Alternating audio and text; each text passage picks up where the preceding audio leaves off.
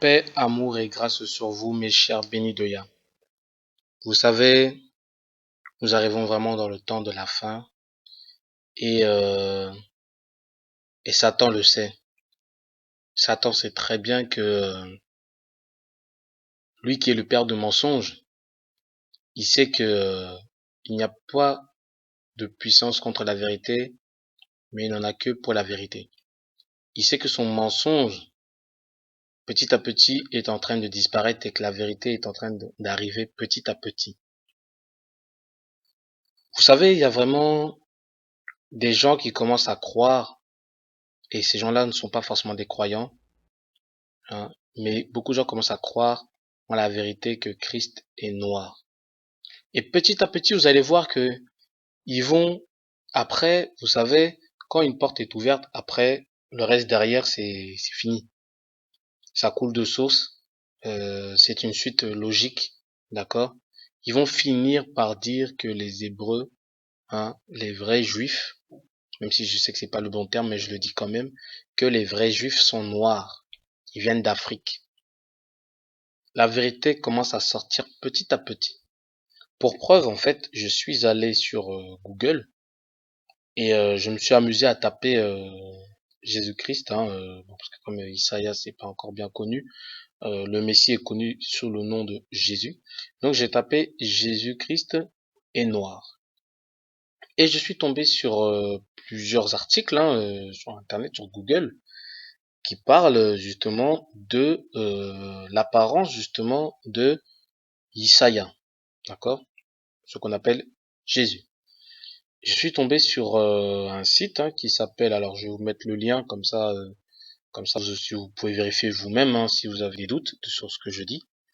D'accord, donc le site c'est sur une autre histoire, d'accord, et ça s'écrit hein, www hein, point une-du-6 autre-du-6 histoire.org slash Jésus-du-6 était-du-6 il-du-6 noir. En gros, voilà. Une autre histoire.org, hein, Jésus était-il noir? Voilà. Vous allez, vous regardez ce lien-là, vous ouvrez ce lien-là, vous allez voir que, bon, il y a un article, hein, qui dit ceci, donc je lis, et en même temps, je mets l'article, comme ça vous pouvez voir sur l'écran. Et si vous voulez encore plus de preuves, vous pouvez aller justement sur l'article pour le lire directement. Donc je lis, hein, donc le titre c'est Jésus était-il noir? Hein. Donc Jésus était-il noir de peau? La question, âprement débattue, est presque aussi vieille que le christianisme, bien qu'ordinairement tabou en Occident. La raison en est simple. La Bible n'évoque absolument pas l'apparence physique de Jésus. On sait que l'Église d'Éthiopie, qui est l'une des plus anciennes institutions chrétiennes, vénère un Christ noir. De nombreuses statues médiévales de la Vierge et de l'Enfant les présentent tous deux avec la peau sombre. À Bastia, en Corse, le Christ noir est l'objet d'une vénération particulière. Vous voyez, en Corse, à Bastia, hein, d'accord. L'introduction du christianisme en Afrique par les Portugais au XVe siècle a conduit à des représentations locales d'un Christ africain. Cette théorie, reprise en Haïti, notamment par un leader anti-esclavagiste, Romaine la prophétesse, était celle de la prophétesse congolaise Kim Pavita tout au début du XVIIIe siècle. Pour le philosophe allemand Schopenhauer, Dieu était noir, Jésus aussi. Vous avez vu, hein? Pour le philosophe allemand Schopenhauer, Dieu était noir, Jésus aussi. Plus récemment, Albert Cleage et Martin Luther King ont soutenu que Jésus avait un phénotype africain. Et de nombreux experts s'accordent sur le fait que Jésus n'était probablement pas le blond roux aux yeux bleus, généralement représenté dans la peinture occidentale depuis les croisades, mais plutôt un homme à la peau plus ou moins brune. Voilà, donc la découverte en 2015 de textes inédits et troublants relance le débat avec de nouveaux éléments. Certains de ces textes, découverts près de la grotte de Qumran ou en 1947, avaient été trouvés les premiers manuscrits de la mer morte et attribués aux Esséniens, qui est un mouvement mystique et religieux contemporain du Christ qui aurait pu l'influencer. Voilà, donc attribués aux Esséniens, qui décrivent l'apparence physique de Jésus, en précisant qu'il avait la peau beaucoup plus foncée que celle de ses parents, Joseph et Marie. Ces documents ont été étudiés par une équipe de l'université de Tel Aviv animée par les professeurs Hans Schomer et Natania Gebora. L'enfant était de la couleur de la nuit, est-il écrit dans l'un des manuscrits. Un autre fragment confirme que dans l'obscurité de la nuit, on ne voyait de l'enfant que le blanc de ses yeux. D'accord? Ces textes inédits donnent une piste pour expliquer la couleur de peau du Christ. Joseph aurait eu un demi-frère dénommé Amchet, avec lequel il aurait eu des relations difficiles. La mère d'Amchet aurait été une Africaine du nom de Melka. Les manuscrits insistent lourdement sur la ressemblance entre Amchet et Jésus, au point de laisser penser que le véritable père de ce dernier ne serait pas Joseph, mais Amchet. D'un point de vue strictement religieux, la couleur de peau de Jésus n'aurait guère d'importance si l'Église catholique n'avait soutenu officiellement la mise en esclavage des Africains pendant 385 ans et n'avait pas été le ciment de la colonisation de l'Afrique au 19e et 20e siècle. Voilà, ça c'est un article là que j'ai lu sur le site Une autre histoire. Donc on va lire rapidement un autre article là que j'ai vu qui va dire à peu près la même chose, mais voilà, c'est important voilà de se documenter. Et c'est le site donc www.nouvelordremondial.cc/2015/21/G-6 été-6 noir-6 d'après voilà, un manuscrit découvert récemment. Alors, je vais pas tout dire parce que c'est un peu long, mais de toute façon c'est affiché sur l'écran, vous vérifiez. Voilà, vous vérifiez cette page, on va lire, voilà, on va se documenter, on va lire, c'est très important. Donc le titre c'est voilà, Jésus était noir d'après un manuscrit découvert récemment. Jésus était noir d'après un ouais, c'est bon, il dit la même chose. Jésus était noir d'après un manuscrit découvert récemment. Ensuite, il dit une équipe d'archéologues de l'université de Tel Aviv ont découvert une collection d'anciens manuscrits dans la région de la Cisjordanie, près des grottes de Qumran, où les manuscrits de la mer Morte ont été découverts en 1947 et qui promettent de jeter une nouvelle lumière sur l'apparence physique de Jésus-Christ. Les nouveaux documents qui ont été déterrés proviennent apparemment d'un petit groupe de juifs sectaires qui s'appelaient les Esséniens et reviennent sur les pas de différents éléments du Nouveau Testament et de l'Ancien Testament similaires aux manuscrits de la mer Morte. Mais les chercheurs ont tourné leur attention sur un fragment particulier qui décrit la naissance de Jésus-Christ et son apparence physique d'une manière différente. Les manuscrits qui ont été datés entre -408 et 318 après Jésus-Christ décrivent le fils de Marie comme ayant une peau de couleur plus foncée que ses parents. Une information révélatrice d'après le professeur Hans Schomer. Les manuscrits récemment découverts jettent une nouvelle lumière sur l'apparence physique de Jésus-Christ d'après le professeur. Oh, ça c'est le titre de l'image, excusez-moi. Donc là je continue ma lecture. Donc c'est très révélateur que l'auteur inconnu des documents décrit avec un grand effet de surprise que la couleur de peau de l'enfant était plus foncée que celle de sa mère ou de son père. La couleur de l'enfant était celle de la nuit, nous dit le fragment du manuscrit. Dans la nuit sombre, rien ne permet de voir l'enfant mis à part le blanc de ses yeux, nous dit un autre extrait. Voilà, après, ça parle justement d'un personnage que j'ai dit tout à l'heure, Amchet, le demi-frère de Joseph. Donc, l'histoire dit que il y a aussi la mention d'un personnage particulier du nom de Amchet qui est décrit comme étant le demi-frère de Joseph.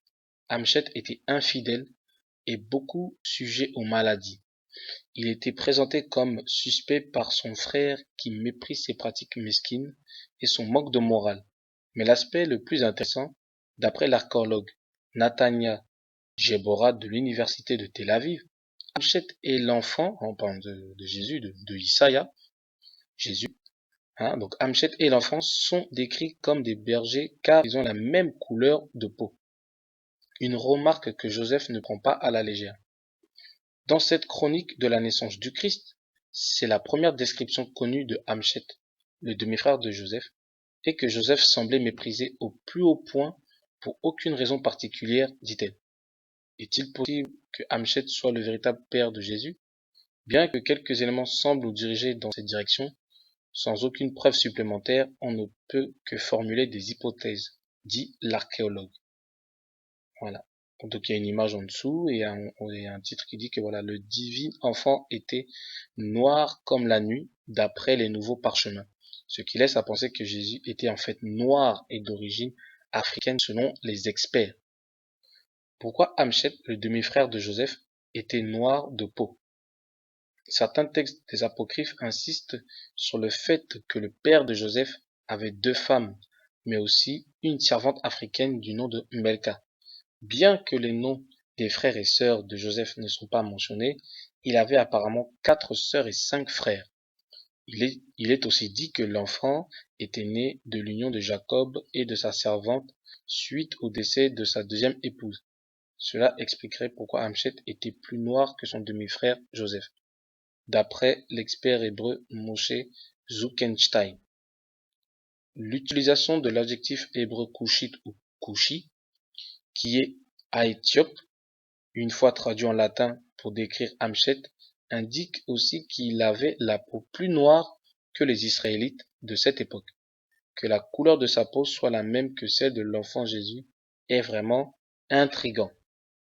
Voilà, donc un autre article, voilà, vous avez vu les noms, c'est des un hébreu, enfin un hébreu de maintenant, un faux juif, le nom de Moshe Zuckenstein, voilà, qui parle. Ce sont des Allemands, Hans Schumer, voilà, ce sont des personnes comme ça qui font des recherches et ont découvert cette vérité-là. Vous voyez?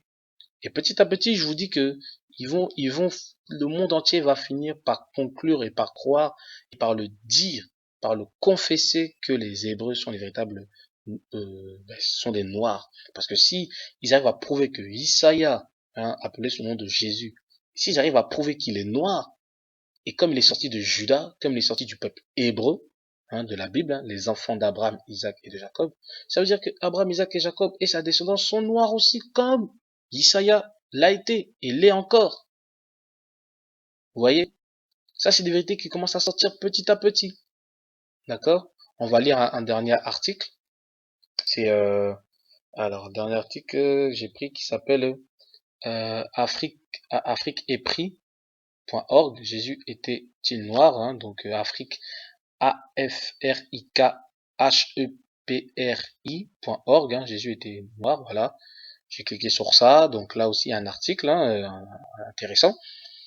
Et le titre c'est voilà, la tribu dont descend Jésus serait une tribu noire des Hébreux.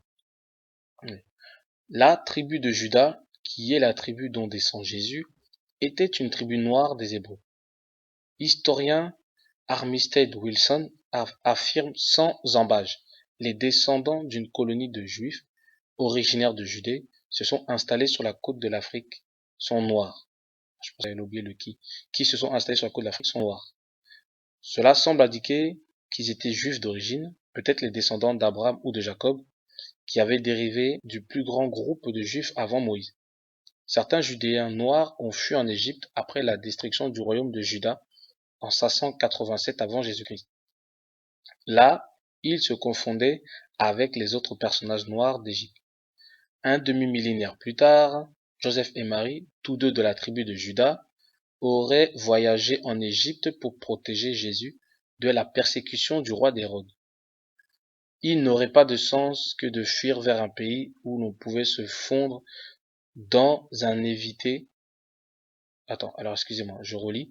Il n'aurait pas de sens que de fuir vers un pays où l'on pourrait se fondre dedans et éviter leur détection. ce qui nous permet de savoir que Joseph, Marie et Jésus ne pouvaient se fondre dans la race chez les Égyptiens. Il convient également de noter que Strabon dit que les habitants de l'ouest de Judée sont en partie d'ascendance égyptienne. L'historien romain Tacite dit que tout le monde savait à Rome que les Hébreux étaient originaires d'Éthiopie. Vous voyez? L'historien Tacite dit que tout le monde savait à Rome, hein, que les Hébreux étaient originaires d'Éthiopie. Ils étaient noirs, en gros. Nous pouvons donc affirmer que la tribu de Juda était une tribu noire, que les Hébreux étaient noirs, et donc Jésus aurait été noir. Vous voyez?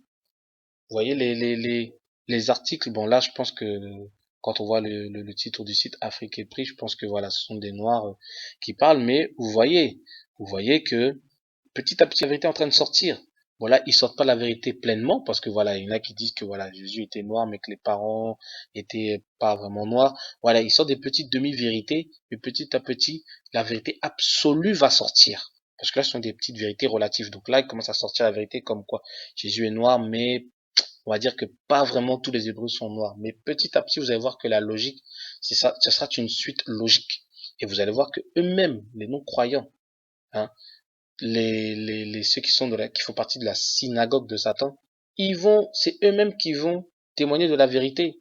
Vous voyez, quand vous prenez Apocalypse chapitre 3 verset 9, on va le prendre, hein, c'est par rapport à l'église de Philadelphie. Regardez qu'est-ce que Isaïa, hein, le vrai nom de Jésus, ou Yeshua, comme vous voulez, hein, regardez qu'est-ce qu'il dit. Le roi des rois et seigneur des seigneurs à l'église de Philadelphie. Il dit ceci. Il dit, hein, donc Apocalypse chapitre 3 verset 9, il dit, voici, je te donne quelques-uns de ceux de la synagogue de Satan, qui se disent juifs et ne le sont pas, mais qui mentent. Voici, je les ferai venir se prosterner à tes pieds et reconnaître que je t'ai aimé. Vous voyez? C'est eux-mêmes qui vont se prosterner. Après, c'est pas se prosterner dans le sens où ils vont se prosterner pour adorer l'église de Philadelphie. Ils vont pas se prosterner pour adorer les Hébreux. Non, ça c'est un langage pour dire que voilà, ils vont reconnaître la vérité, ils vont se soumettre à cette vérité-là devant le peuple de Nzambe, devant les frères de Isaïa, devant les frères de Yeshua. C'est ça que ça veut dire. Et ils vont reconnaître que je t'ai aimé. C'est-à-dire qu'ils vont reconnaître que c'est le peuple aimé et choisi par Nzambe. Ils vont le reconnaître. Ils sont en train de le reconnaître là. Parce que les vérités vont sortir. Ils sont en train de sortir. Vous voyez? Ils sont en train de sortir. La vérité est en train de sortir, mes bien-aimés.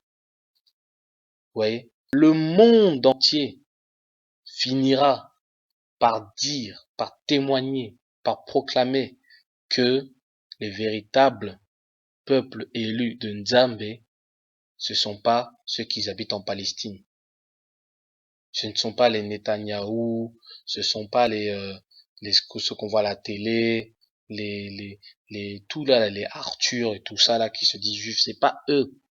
Eux, ils font partie de la SDS, synagogue de Satan. Les Elie Semoun, les Gad Elmaleh, tous ceux qu'on voit à la télé là. Les Sharon, je sais pas qui là, le ministre de Israël là, ça m'intéresse même pas de les connaître. Mais voilà, toutes ces personnes-là, ce sont la synagogue de Satan parce que les véritables Hébreux, les véritables descendants d'Abraham, d'Isaac et de Jacob sont noirs. Ils sont noirs et plus précisément les Bantous. Si vous avez vu ma vidéo sur le langage, la langue hébraïque qui est quasiment similaire que la langue bantou, ça prouve que justement les bantous sont les véritables peuples de Nzambe. Vous voyez? Donc, mes bien-aimés, la vérité commence à sortir et je glorifie mon Seigneur.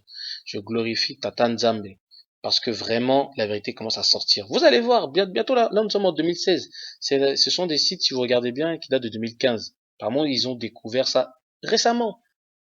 Ils ont découvert ça récemment, ces manuscrits, par rapport aux demi-frères de Joseph, la Hamchet, etc. et tout. Ils ont découvert ça récemment. Vous allez voir dans quelques années, vous allez voir. Ils vont finir par sortir. Ils vont finir par mettre ça sur Arte, sur France 2, sur TF1, tout ça, des gros reportages sur la vérité. Mais par contre, mes bien-aimés, je vous mets en garde. Lorsque cette vérité va sortir, préparez-vous. Hein. Préparez-vous, parce que ça voudra dire que justement, nos ennemis vont vouloir nous détruire maintenant. Maintenant, comme la vérité est sortie, comme ils ont été grillés, on les a grillés, c'est que c'était des menteurs et des imposteurs, d'accord? Pour éviter justement que nous puissions émerger, grandir, sortir de l'indépendance et maintenant devenir plus forts, plus grands, parce que la vérité est sortie et maintenant nous sommes reconnus dans le monde entier qui nous sommes. Pour éviter cela, ils vont chercher à nous détruire. Ils vont chercher à nous détruire, définitivement, à nous éradiquer. Vous voyez? Donc, préparons-nous, mes bien-aimés. Là, je parle à vous, mes bien-aimés bantous, hébreux, israélites. Tous ceux qui croient en cette vérité, d'accord?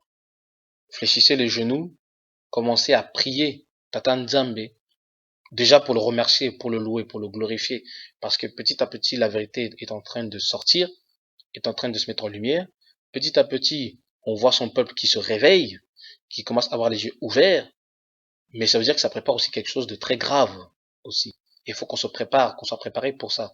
De toute façon, à mon avis, je pense que ceux qui sont comme moi, qui connaissent la vérité, on est déjà fortifiés en esprit. Nous avons le front dur et nous sommes prêts à combattre n'importe quoi tant que la vérité triomphera.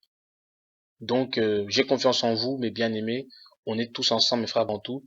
D'accord? Que Tata Nzambe vraiment nous donne la force, nous donne la sagesse, la grâce et l'amour pour la vérité et pour continuer à proclamer cette vérité, pour continuer à répandre cette vérité et pour que le nom de Tata Nzambe soit glorifié et que nous soyons relevés de la chute qu'on a eue depuis nos ancêtres. Ok, mes bien-aimés? Voilà. Je vous laisse sur cette vidéo-là, sur ces derniers mots. Et je vous souhaite paix, amour et grâce sur vous de la part de Tata Nzambe. Soyez bénis.